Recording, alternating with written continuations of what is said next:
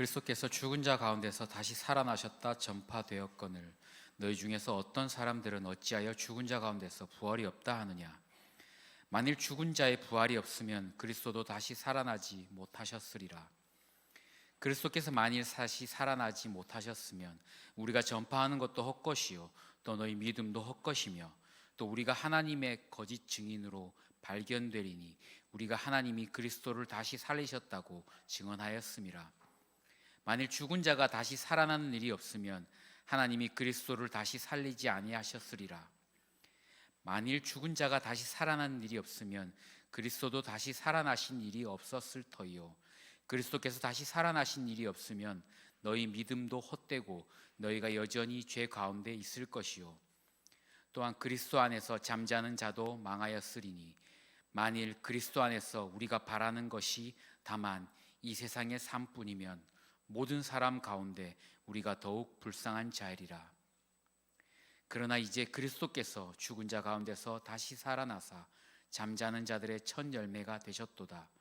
사망이 한 사람으로 말미암았으니 죽은 자의 부활도 한 사람으로 말미암는도다.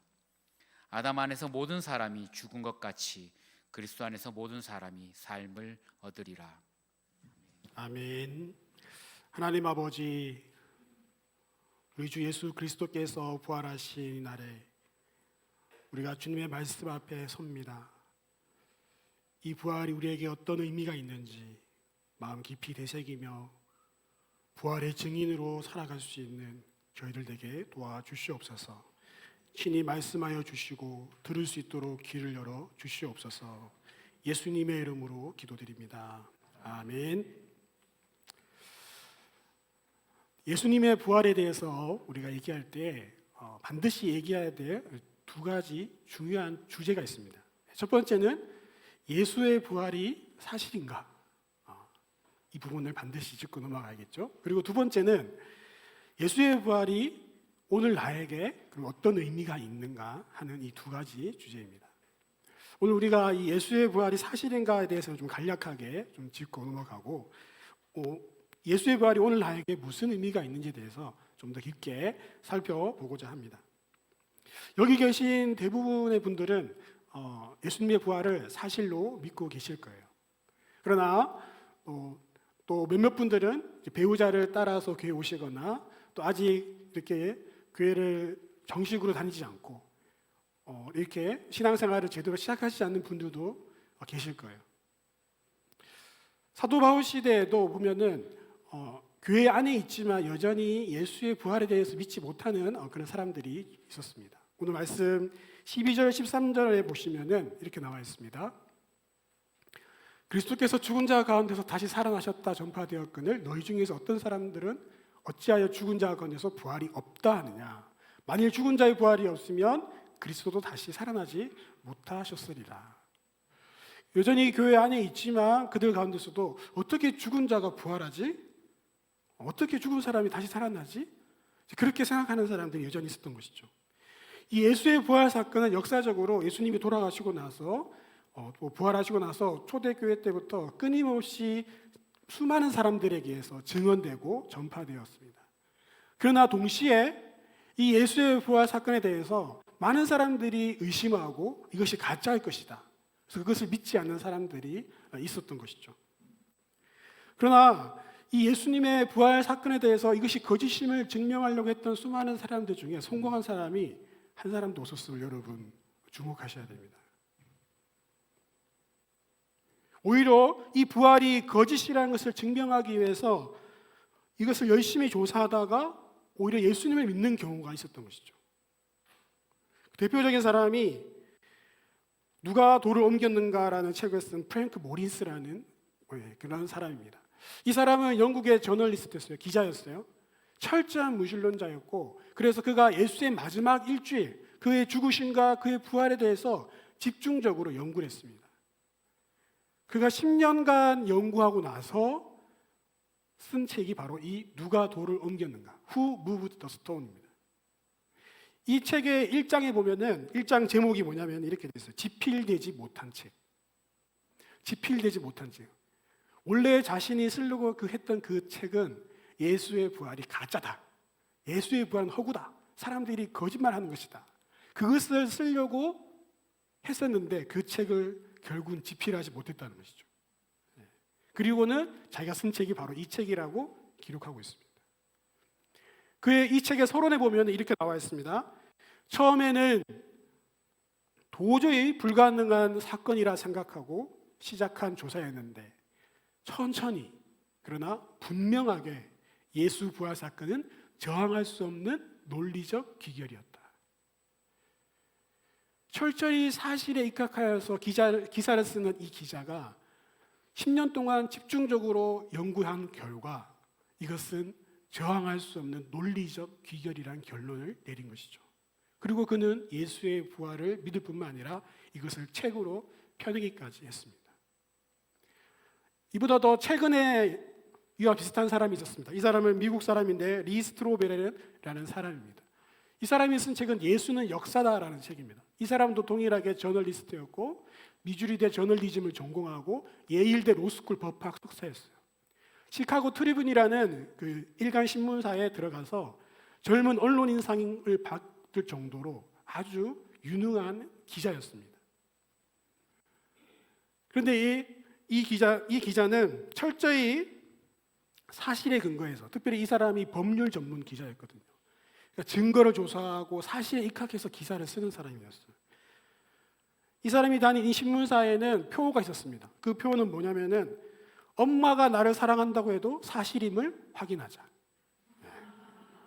여러분의 엄마가 자기를 여러분을 사랑한다고 하는데 그것이 사실인지 아닌지를 확인할 정도로 철저히 사실에 입각해서 기사를 쓰자라는 것이 이 트리뷴 신문사의 표어였어요. 그런데 이 사람에게 어떤 일이 났냐면은 그의 아내가 갑자기 교회를 다니기 시작한 거예요. 그리고 갑자기 예수를 믿는 거예요. 이 사람이 마음이 너무 불안한 거죠. 그래서 자기가 사랑하는 아내를 이 잘못된 진리에서 구해내줘야겠다. 내가 철저히 사실을 조사해서 밝혀줘야겠다. 아내를 구출해내겠다는 생각을 가지고 이 사람이 2년 동안 13명의 각 분야의 전문가들을 찾아가서 자기가 해오던 대로 철저하게 조사를 하기 시작합니다. 인터뷰를 하고 조사를 하고 자료를 수집하고 모으기 시작합니다. 의학 박사, 그리고 고고학 박사, 그리고 신학 박사, 심리학 박사, 모든 이 각 분야의 전문가들 찾아가서 예수의 부활이 가짜인 것을 증명하기 위해서 자료를 수집하기 시작했어요. 그가 모든 자료를 수집하고 이렇게 정리를 하면서 내렸던 결론은 하나님, 제가 졌습니다. 예수님 당신은 정말 부활하셨군요. 그리고는 예수는 역사다라는 이 책을 나중에 쓰신 거예요. 그리고 이 책을 바탕으로 해서 영화도 나왔어요. 예수는 역사다라는 영화가 2017년에 개봉됐는데 지금도 유튜브에서 무료로 볼 수 있습니다. 그래서 여러분 혹시 여러분 주변에 배우자나 가족 중에 예수님을 안 믿으시거나 예수는 부활이 진짜라고 이렇게 하시는 분들한테 같이 보자고 이렇게 해서 같이 보시면 좋을 것 같아요. 예수의 부활은 부인할 수 없는 역사적 사실이었습니다. 그러나 이보다 더 중요한 것은 이 예수님의 부활이 오늘 나에게 어떤 의미가 있는가 하는 것이죠. 만약 예수님의 부활이 나한테 아무런 의미가 없다면은 여러분 우리가 이렇게 기쁘게 찬양하고 예수님이 부활하신 것을 우리가 높일 때 우리는 전혀 그 기쁨에 사실 동참할 수 없는 거죠. 예수님의 부활이 나한테 아무 의미가 없다면은 그저 이 부활절은 계란 나눠주는 날, 그런 날 이상의 의미가 아닌 거죠. 저는 신학대학을 갔습니다. 학부 때부터 이제 신학과를 전공했는데요.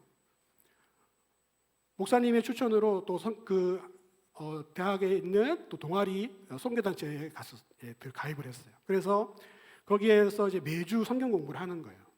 근데 저는 이제 모태신앙으로 자라서 이 대학에 들어갈 때까지, 신학교에 들어갈 때까지 특별한 의심 없이 그냥 교회에서 열심히 신앙생활을 했었어요. 그런데 대학에 들어가고 나서 신학생이 되고 나서 제 안에 여러 가지 이제 의문과 또 의심들 또 여러 가지 회의적인 질문들이 많이 생기기 시작했어요.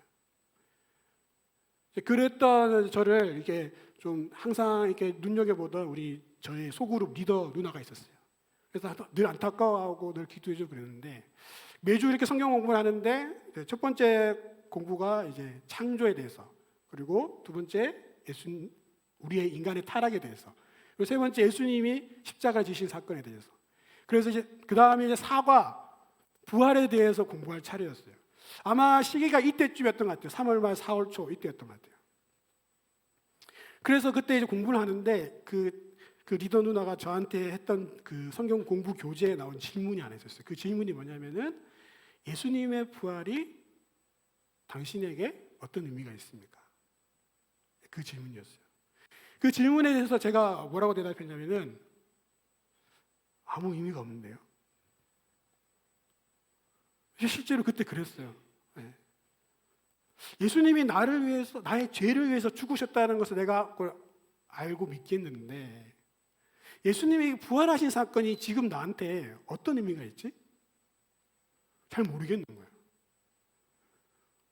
그걸 그냥 좋은 말로 이렇게 대답하기도 싫은 거예요. 그냥 솔직하게 얘기했어요. 잘 모르겠는데요. 예수님의 부활이 나한테 지금 무슨 의미가 있는지 잘 모르겠는데요. 그랬더니 그 리더 누나의 그 표정이 아주 심각해졌어요.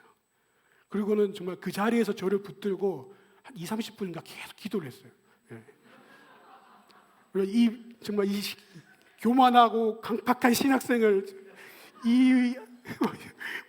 이 친구의 마음을 무너뜨려 달라고 정말 저를 붙들고 막 울면서 기도하는데 조금 뻘쭘하긴 했지만 같이 기도를 이제 했죠. 그렇게 한참 기도하고 나서 제 마음에 정말 기적처럼 변화가 생겨서 예수님의 부활의 의미를 깨달았으면 얼마나 좋겠습니까? 그런 일이 일어나지 않았어요. 그런 일이 일어나지 않았고 대신 저에게 어떤 마음이 들었냐면은 이 누나가 정말 나를 사랑하는구나. 정말 좋은 리더 누나다. 정말 나를 위해서 이렇게 붙들고 기도해 주는구나. 그런 마음이 들었고 또 한 가지 제게 남은 거는 뭐냐면은 그 질문이었어요. 예수님의 부활이 지금 나한테 무슨 의미가 있지? 그 질문에 대한 답을 얻지 못했어요. 그리고는 저는 부활절이 될 때마다 사실 그 질문이 떠올라요. 예수님의 부활이 오늘 나한테 무슨 의미가 있느냐? 자꾸 생각이 나더라고요. 그러면서 책을 찾아보고 공부하고 하는 가운데 이 예수님의 부활에 대해서 제가 이렇게 깨닫고 정리한 것들이 있었어요. 그것을 여러분들과 함께 나누기 원하는데 예수님의 부활은 우리에게 첫 번째로 우리가 예수님의 부활로 말미암아 우리가 의롭게 되는 그런 의미가 있습니다. 오늘 본문 말씀 17절 말씀을 보시면은 이렇게 나와 있습니다. 그리스도께서 다시 살아나신 일이 없으면 너희의 믿음도 헛되고 너희가 여전히 죄 가운데 있을 것이요. 여러분 이게 무슨 말입니까? 너희가 여전히 죄 가운데 있을 것이다. 예수님의 부활이 없다면은 우리가 여전히 죄 가운데 있다는 거예요. 이게 무슨 말이지? 디모데전서 3장 16절에 이런 말씀이 있습니다. 그는 육신으로 나타나신 바 되시고 영으로 의롭다 하심을 받으시고 천사들에게 보이시고 만국에서 전파되시고 세상에서 믿음 받으시고 영광관에서 올려지셨느니라. 여기에서 영으로 의롭다 하심을 받으시고가 무슨 의미냐면은 성령으로 의롭다 하심을 받으시고 예수님이 부활하실 때 성령님으로 말미암아 의롭다 선포되었다는 말이에요. 근데 왜 예수님이 의롭다 선포되어야 될 필요가 있었을까요? 그것은 바로 예수님이 죽으셨기 때문에 그렇습니다. 예수님이 죽으셨기 때문에 그렇습니다. 여러분 성경에 보시면 로마서 6장 23절에 죄의 삭은 무엇이라고 했습니까? 사망이죠. 예수님이 만일 죽으셨고 부활하지 않았다면은 그분은 그냥 그저 자신의 죄로 죽은 그냥 평범한 사람인 거예요. 그냥 자기 죄로 죽은 한낱 미치광이 혁명가에 불과할 뿐인 거죠. 그런데 여러분 예수님이 부활하셨다는 거예요. 그냥 사망에 그대로 있는 것이 아니라 부활하셨다는 것은 완전히 판이 달라지는 거예요. 이 게임이 달라지는 거예요. 예수님이 부활하셨다는 말은 무슨 말이냐면은 죄의 삭신 사망인데 그 사망에 예수님이 갇혀 계시지 않는다는 거죠. 사도행전 2장 24절에 하나님께서 그를 사망의 고통에서 풀어 살리셨으니 이는 그가 사망에 매여 있을 수 없었습니다. 사망이 그를 묶어둘 수 없는 거예요. 우리 사도신경에 보면은 신앙 고백할 때 이런 고백이 있습니다. 장사한 지 사흘 만에 죽은 자 가운데서 다시 살아나시며. 그런데 라틴어 버전이나 다른 사본에는 장사한 지 다음에 다른 말이 들어가 있어요. 장사하고 나서 음부에 내려가셨다가 지옥에 내려가셨다가 그런 뜻이에요. 근데 그게 무슨 의미냐? 예수님께서 장사됐다는 것은, 예수님이 죽으셨다는 것은 그 사망의 권세 아래에 놓여셨다는 거죠. 그런데 예수님이 죄가 없으시니까, 예수님이 의로우시니까 그 사망에 더 이상 그를 묶어둘 수가 없고 음부가 그를 묶어둘 수가 없어서 토해낸 거죠. 만약 하나님이 그를 사망에 계속 두고 계신다면은, 죄가 없으신 그분을 죄 아래, 사망의 아래에 두셨다면은 하나님은 의로운 분이 되시지 않는 거죠. 그래서 어떤 신학자는 이 예수님의 부활 사건에 대해서 이것은 예수님의 칭의 사건이다. 예수님이 의롭다 인정받은 사건. 예수님이 죄가 없으신 의로우신 분이신 것을 인정받은 사건이라는 거예요. 그렇다면은 예수님이 의롭게 되신 것이 우리와 무슨 상관이 있느냐? 예수님의 의로움이 바로 우리의 의로움이 된다는 거예요. 로마서 4장 25절에 이렇게 나와 있습니다. 예수는 우리가 범죄한 것 때문에 내줌이 되고 또한 우리를 의롭다 하시기 위하여 살아나시느니라. 이 말인 거죠. 그죠? 예수님의 부활이 우리를 의롭다 하신다는 사건이 된다는 거예요. 로마서 5장 18절 말씀에 이렇게 나옵니다. 그런즉 한 범죄로 많은 사람이 정죄에 이른 것 같이 한 의로운 행위로 말미암아 많은 사람이 의롭다 하심을 받아 생명에 이르렀느니라. 첫 번째 아담인 대표성의 원리에 의해서 첫 번째 아담인 그 아담의 범죄로 말미암아 모든 인류가 죄의 영향 안에 있었어요. 근데 이 두 번째 아담, 우리 주 예수 그리스도께서 의롭다 인정하심을 받음으로 말미암아 그분께 속한 모든 자들이 의롭다 하심을 받게 된 거죠. 아멘.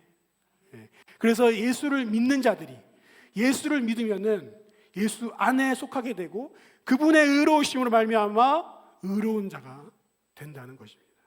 그래서 예수의 부활은 그분이 죄가 없으심이 증명된 사건이고 그분이 의로우시다는 것이 증명된 사건이고 그분이 의로우시다는 것은 우리에게 어떤 의미가 있습니까? 그분에 속한 우리들은 의롭게 된다는 것이죠.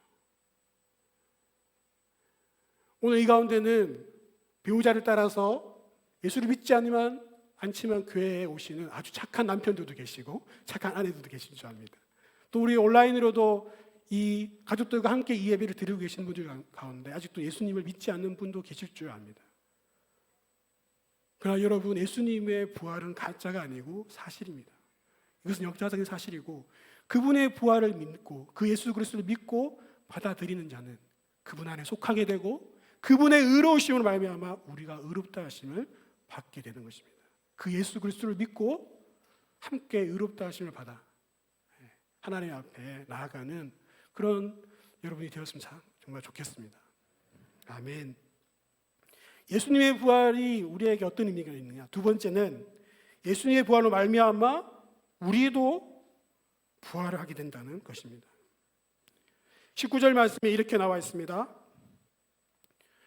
만일 그리스도 안에서 우리가 바라는 것이 다만 이 세상의 삶뿐이면 모든 사람 가운데 우리가 더욱 불쌍한 자이리라.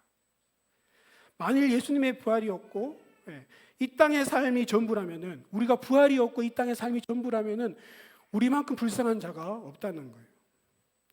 그런데 바로 다음 절에 뭐라고 말합니까? 20절 말씀에 그러나 이제 그리스도께서 죽은 자 가운데서 다시 살아나사 잠자는 자들의 첫 열매가 되셨도다. 여러분, 첫 열매는 그 다음 열매가 있다는 것이죠. 그분이 부활하시는 말미암아 부활의 첫 열매가 되시고, 그래서 우리는 그분을 따라서 함께 부활하게 된다는 것이죠. 21절, 22절 말씀에 사망이 한 사람으로 말미암아 죽은 자의 부활도 한 사람으로 말미암는도다. 아담 안에서 모든 사람이 죽은 것 같이 그리스도 안에서 모든 사람이 삶을 얻으리라. 아멘. 우리가 예수 그리스도를 믿음으로 말미암아 그분이 부활의 첫 열매가 되셨기 때문에 그분으로 인해서 우리가 모든 삶을 얻는 것이죠. 그렇다면 어떤 모습으로 부활할 것인가? 42절, 44절에 우리가 읽지 않았지만은 오늘 이 15장 42절, 44절에 이렇게 나옵니다. 죽은 자의 부활도 그와 같으니 썩을 것으로 심고 썩지 아니할 것으로 다시 살아나며 욕된 것으로 심고 영광스러운 것으로 다시 살아나고 약한 것으로 심고 강한 것으로 다시 살아나고 육의 몸으로 심고 신령한 몸으로 다시 살아난다. 여기서 우리가 집중해야 할 단어가 이 신령한 몸입니다. 이 신령한 몸은 썩지 않을 몸이라는 거예요. 예수님이 부활하신 것은 신령한 몸으로 부활하셨어요. 단순히 예수님이 죽으셨을 때 그 육체 그대로 그냥 부활하신 게 아니라는 거죠. 다시 썩어질 몸으로 부활하신 게 아니라는 거예요. 이것을 알려면은 나사로의 죽음과 다시 산 사건을 비교해 보면 알 수 있어요. 나사로는 죽은 몸 그대로 부활해서 다시 살아나서 언젠가 다시 죽었잖아요. 그래서 이거를 부활로 얘기하지 않고 소생이라고 얘기합니다. 소생. 다시 산 거. 그 몸이 그대로 다시 산 거.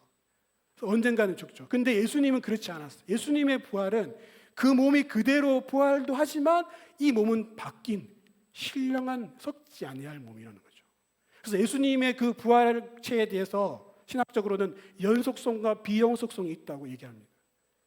연속성이라는 것은 예수님의 그 몸을 우리가 다 알아볼 수 있는, 제자들이 다 알아봤어요. 이분이 예수님이신 것을 다 알아봤어요. 손발에 못자국이 있고 옆구리에 찔린 창자국이 그대로 있었어요. 그 몸 그대로지만, 그러나 제자들이 다 숨어 있을 때 문이 닫혀 있는데도 불구하고 예수님 안으로 들어오셨어요. 그것은 그 이전과는 다른 몸인 것이죠. 썩지 아니할 신령한 몸이라는 거예요. 이게 우리에게 어떤 의미가 있느냐? 우리도 이 썩지 아니할 신령한 몸으로 부활한다는 것이죠. 그것이 어떤 의미가 있느냐? 53절부터 57절 말씀이 이렇게 나옵니다. 이 썩을 것이 반드시 썩지 아니할 것으로 있겠고 이 죽을 것이 죽지 아니함을 입으리로다. 죽지 아니하는 거예요. 이 썩을 것이 썩지 아니함을 입고 이 죽을 것이 죽지 아니함을 입을 때에는 사망을 삼키고 이기리라. 더 이상 죽지 않는다는 거예요. 사망을 삼키고 있는 거예요. 근데 이 사망이 뭐냐? 사망이 쏘는 것은 죄죠. 그래서 우리가 부활하게 될 때는 썩지 아니할 신령한 몸으로 부활하게 되는 것인데, 그렇게 될 때 우리는 더 이상 죄의 영향을 받지 않는 그런 몸으로 부활한다는 거예요. 여러분, 우리가 예수를 믿고 구원받았지만 여러분이 지금 있는 몸은 썩지 아니할 신령한 몸이 아니죠.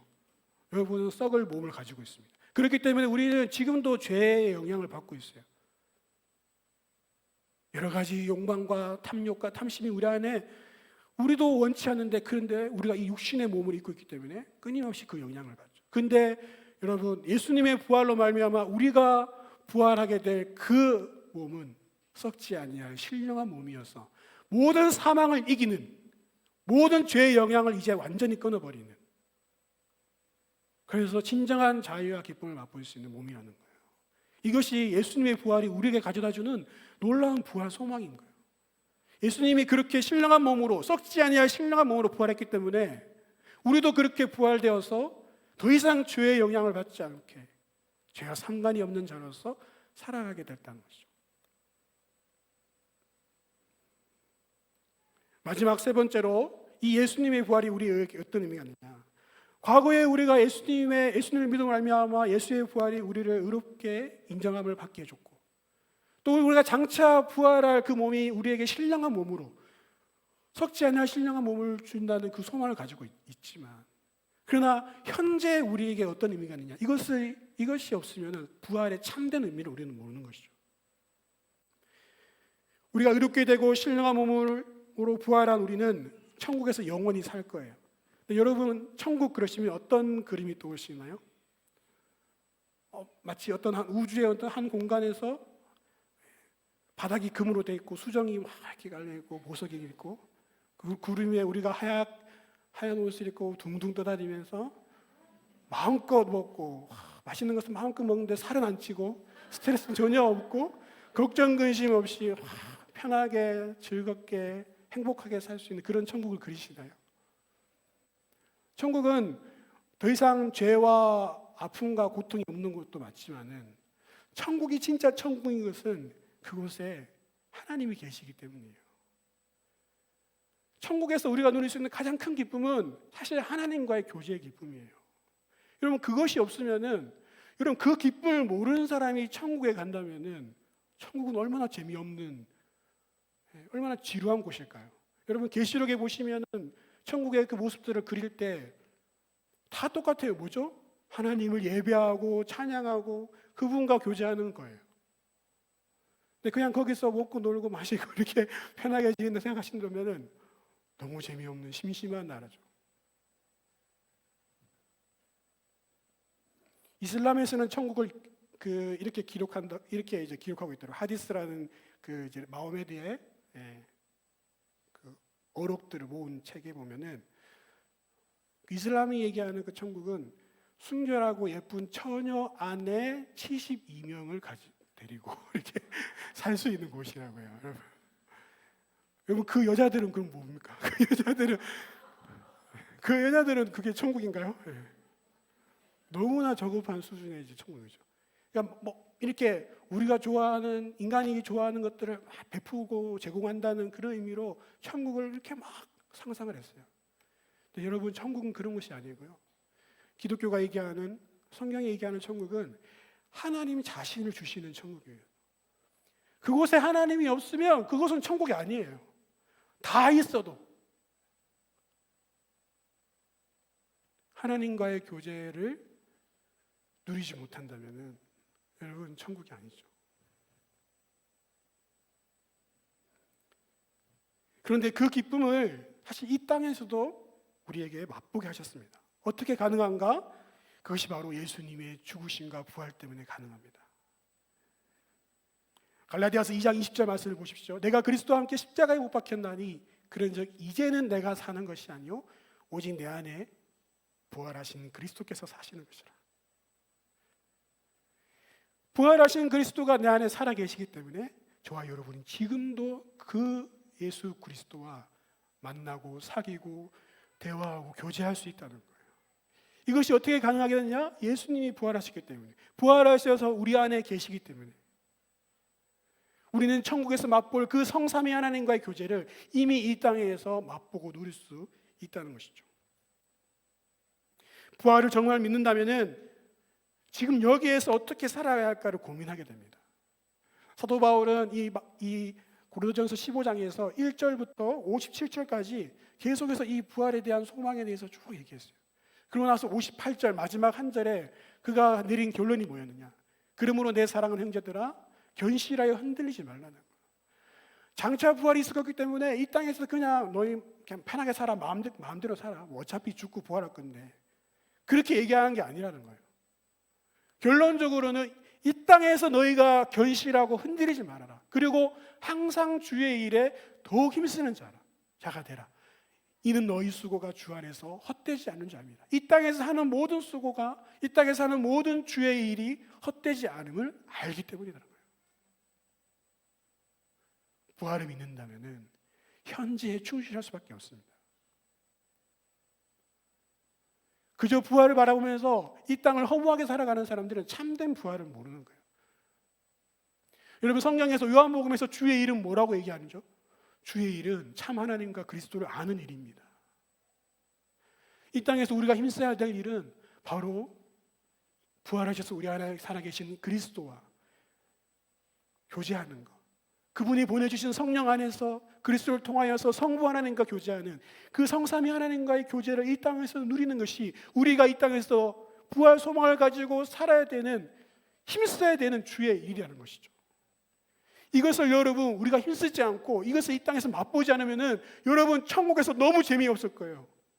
천국이 아닐 거예요. 아무 기쁨도 없는 그런 곳이 되고 만다는 것이죠. 이 땅에서 천국을 맛보십시오. 미리 연습하십시오. 성삼위 하나님과 날마다 교제하는 기쁨을 여러분 누리시기 바랍니다. 이것이 바로 부활하신 우리 주님이 우리에게 주신 선물이라는 거죠. 예수님의 부활로 말미암아 우리는 의롭다 하심을 얻었습니다. 예수님의 부활로 말미암아 우리는 썩지 아니할 신령한 몸으로 부활하게 될 그 소망을 가지게 되었습니다. 그리고 예수님의 부활로 말미암아 바로 오늘 지금 여기에서 성삼위 하나님과 사귐과 교제를 할 수 있는 기쁨을 얻었습니다. 이 부활의 의미를 가지고 이 부활의 의미를 여러분이 오늘날 살아가시고 그리고 이 부활의 의미를 많은 사람들에게 여러분의 가정에 아직 예수님을 모르는 사람들에게 주변에 있는 사람들에게 증거하시는 부활 증인들이 되시기를 주님의 이름으로 축원합니다. 아멘.